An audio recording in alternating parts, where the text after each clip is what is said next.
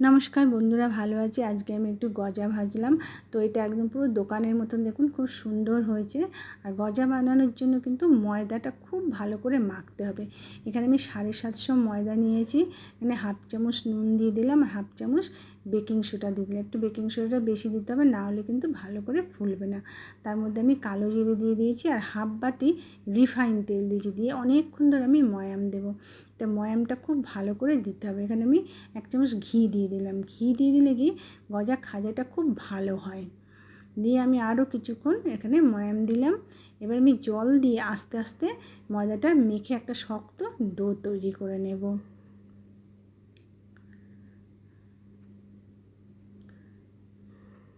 আমরা যখন ছোটো ছিলাম তখন বাড়িতে কিন্তু আমি দেখতাম দশমীর দিন মাকে এরকম গজা, নিমকি আর নারকেল নাড়ু এগুলো বাড়িতেই তৈরি করা হতো। আর মায়ের সাথে সাথে আমরাও মায়ের কাজে হেল্প করতাম, আর মায়ের থেকেই আমরা এই সমস্ত কিছু শিখেছি। রান্না বান্না সব কিছুই মায়ের থেকে শিখেছি। পড়াশোনা করতাম, স্কুলে যেতাম, আর তার সঙ্গে সঙ্গে মায়ের হাতে সব আমরা কাজ করতাম। তো আমার ময়দাটা খুব সুন্দরভাবে মাখা হয়ে গেছে। এবার আমি কিছুক্ষণ রেস্টের জন্য রেখে দেবো।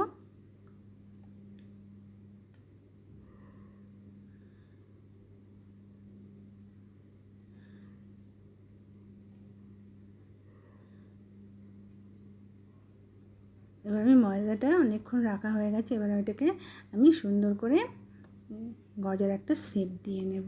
মানে ভালো করে একটু মোটা করে বেলতে হবে। আর গজা বানানো কিন্তু একটু বেশ খাটুনির কাজ আছে, অনেকক্ষণ সময় লাগে। অনেকক্ষণ সময় ধরে এটা পরপর স্টেপ বাই স্টেপ করতে হয়। ছুরি দিয়ে আমি সুন্দর করে সাইড দিয়ে কেটে নেব।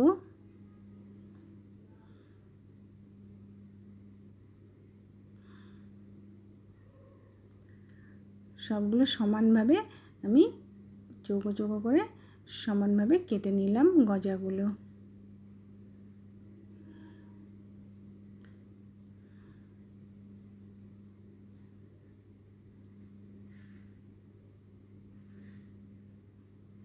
বাড়িতে একটু বানালে গজা খেতে কিন্তু খুব সুন্দর হয়, দোকানের থেকেও ভালো হয় খেতে।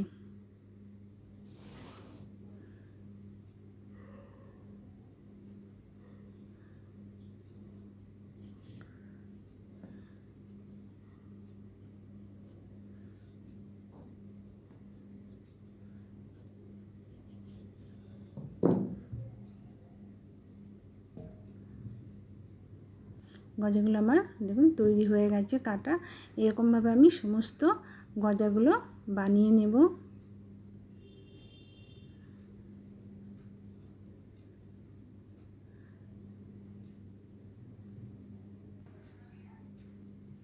গজাটা আমি ভেজে নেব। তেলটা হালকা গরম হলে এখানে আমি গজাগুলো সব দিয়ে দিলাম।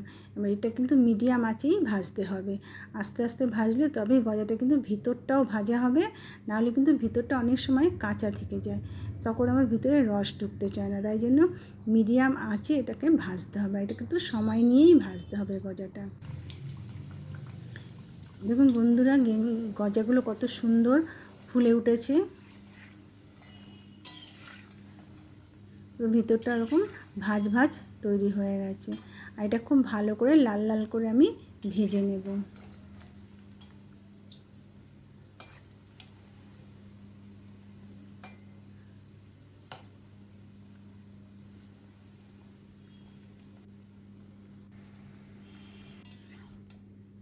খুব সুন্দর করে লাল লাল করে ভাজা হয়ে গেছে। সাইডের যে অংশগুলো কেটে বাদ দিয়েছিলাম সেগুলো দিয়ে কিন্তু ছোট ছোট করে আমার বর ওটা কেটে সুন্দর করে তৈরি করছে। আর গজাগুলো দেখুন কত সুন্দর তৈরি হয়ে গেছে।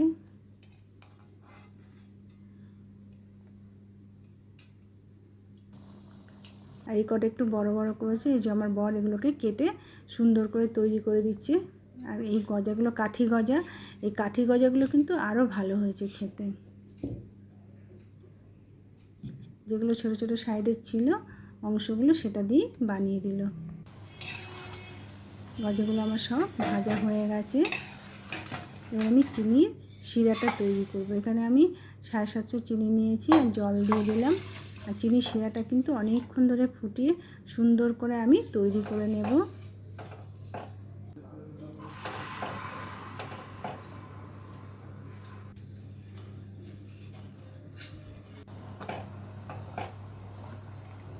চিনি শিরাটা আমাদের ফুটতে শুরু করে দিয়েছে।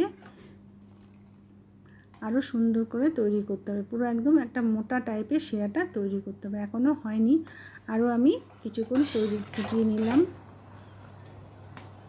এই শিরাটা তৈরি করতেও কিন্তু পুরো আধ ঘন্টা লাগে। এখানে আমি পুরো হাই ফ্লেমে এই শিরাটা তৈরি করছি।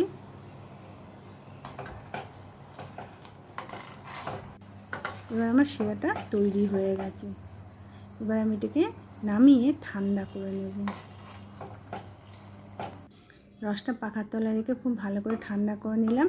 এর মধ্যে এবার ভেজে রাখা গজাগুলো দিয়ে ভালো করে নাড়াচাড়া করে আর এখানটাকে আমি পুরো 2 ঘন্টা এরকমভাবে রেখে দেবো, যাতে ভিতরে রসটা আরও বেশিক্ষণ রাখলে ভালো হয় বন্ধুরা, কিন্তু আমি এখানে 2 ঘন্টা মতো রাখলাম। আর এই কাঠি গজাগুলো এবার ভেজে নিচ্ছি।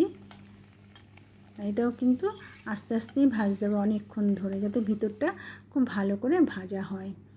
আর কাঠি গজাটা দেখুন ভাজা হয়ে গেছে, আর এখানে গজাগুলো আমার রেডি হয়ে গেছে।